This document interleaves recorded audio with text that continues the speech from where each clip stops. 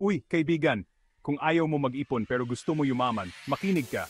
Una, mag-ipon ka kahit maliit lang na halaga, basta araw-araw, kahit piso-piso, malaking tulong na yan para lumago ang pera mo. Pangalawa, mag-invest ka. Alamin mo ang tungkol sa stocks, mutual funds o kaya real estate. Pag-aralan mo kung paano sila gumagana. Pangatlo, mag-aral ka at dagdagan ang mga skills mo.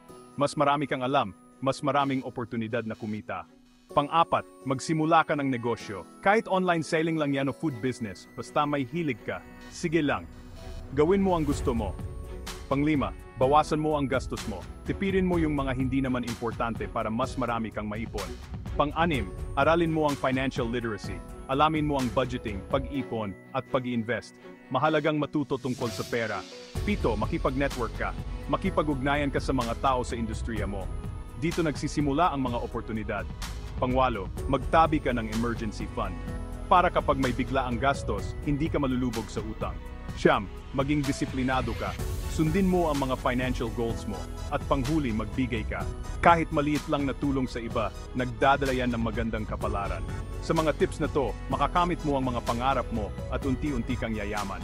Kaya tara, simulan na natin to, kaibigan. Sama-sama tayo.